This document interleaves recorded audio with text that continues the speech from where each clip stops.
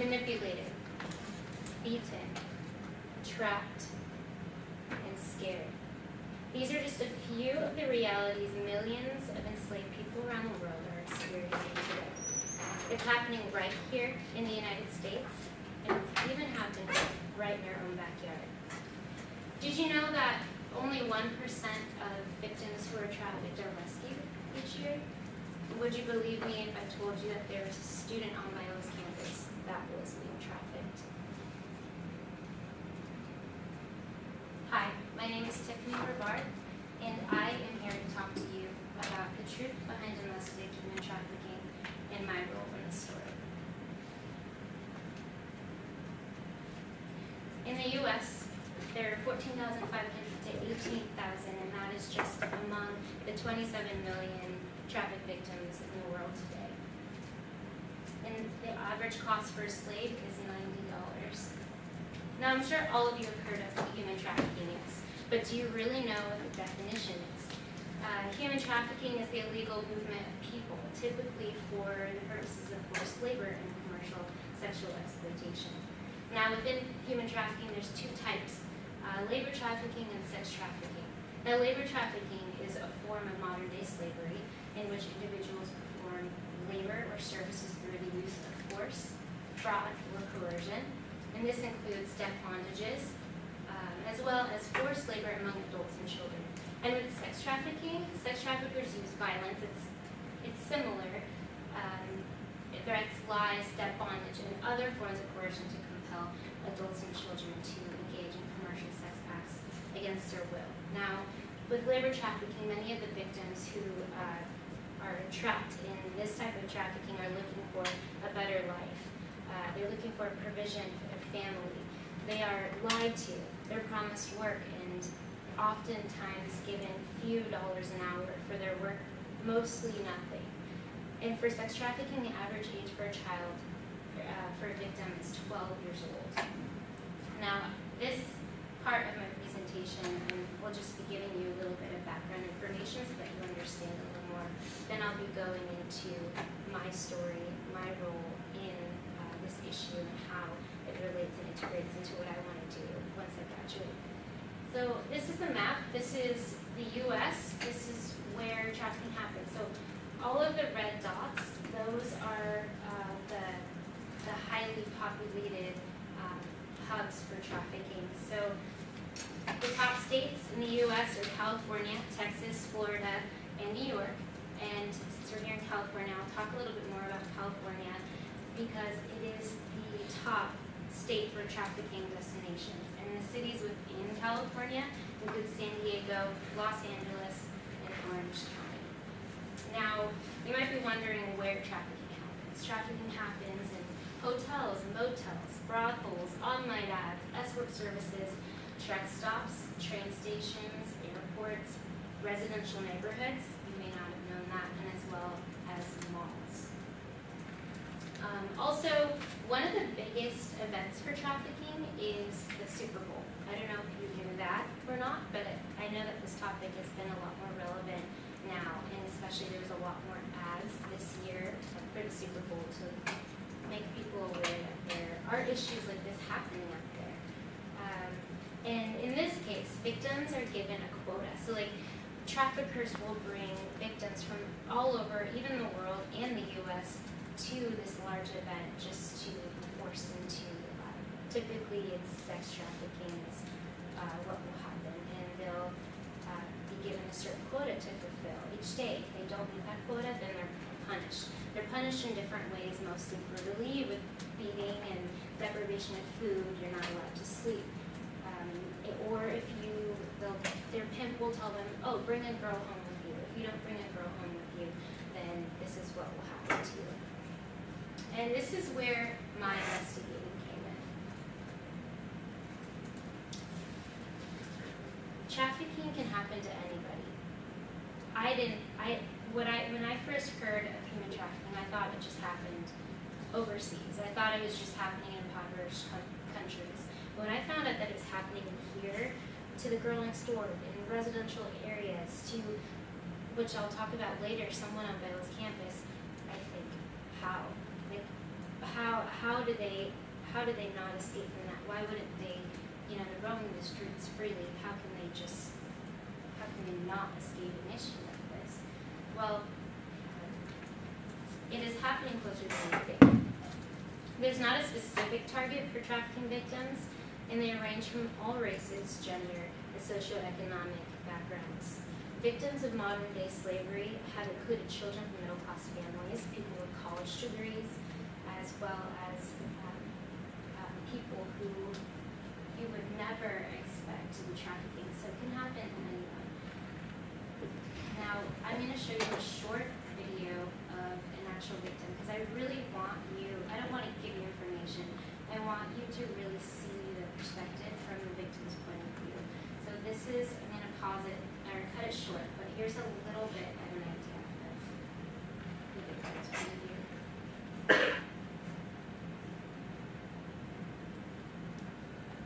He made the comment to me about, I can help you get clean.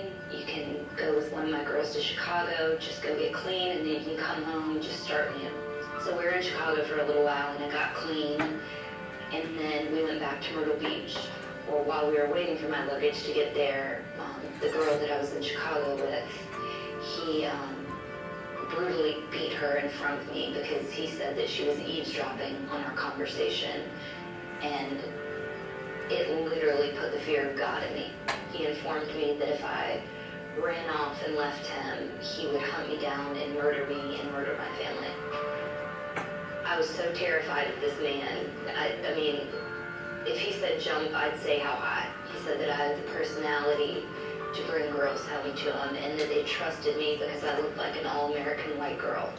And he turned on an iron that you iron your clothes with, and he said that he was going to beat me in the face with it if I didn't tell him why there was not a girl in his kitchen, why I didn't bring someone home for him that night. There were certain rules that we had to follow. We had to try to make over $1,000 a night for him. We weren't allowed to have cell phones. We weren't allowed to go home. If we wanted to call home, we had to be in the room with him. He forced me to have 2 abortions, and I had no choice whatsoever. And that was probably the hardest.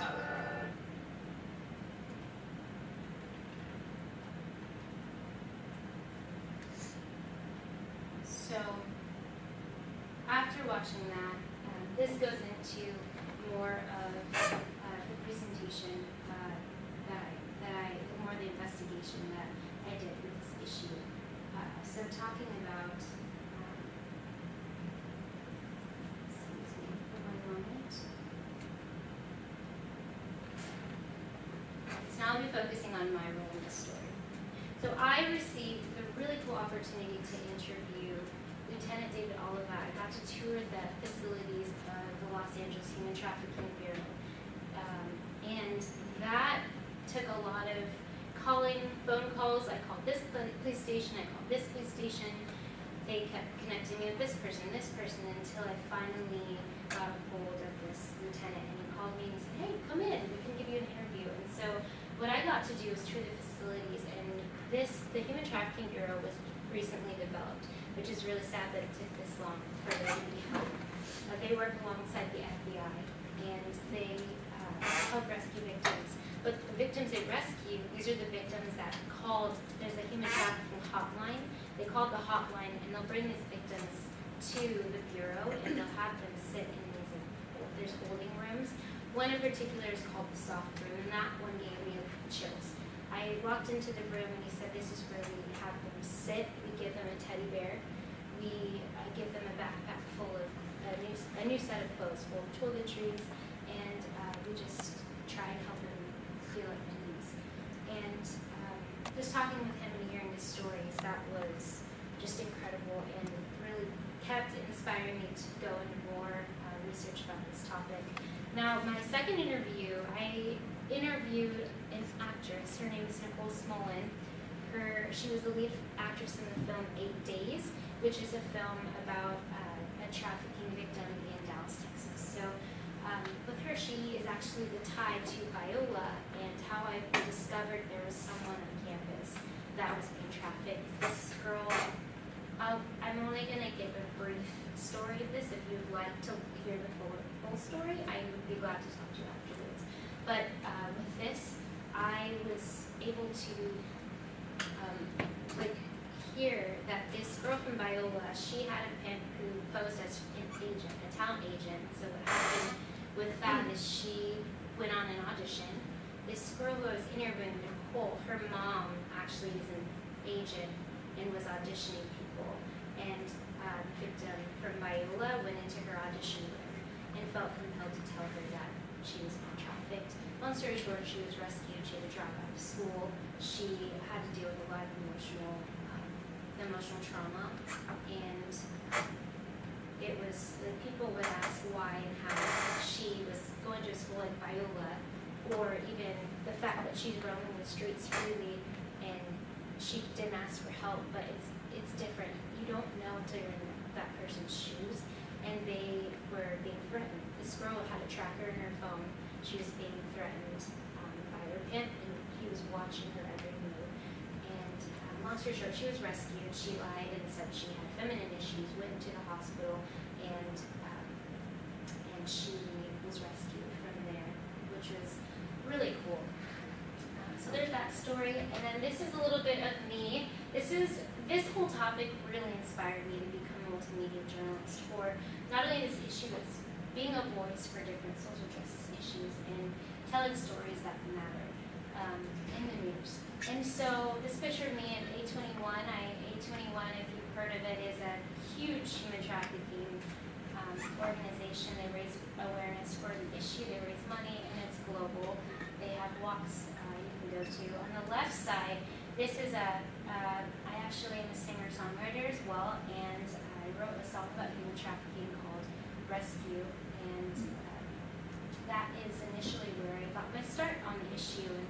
And when I was asked to write that song, I wanted to really tell the story from the victim's point of view, and so I was watching documentaries daily, and I just couldn't get enough. I kept researching. I wanted to know more. I wanted to get to the root of the problem. And as a journalist, that's what you have to do. You have to investigate.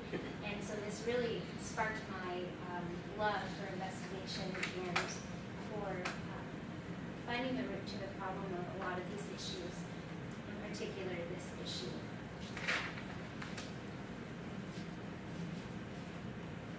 And so, as a journalist with the goal to inform, I would like to leave you with a few ways you can help eradicate this issue. First is to educate yourself. That's what I did.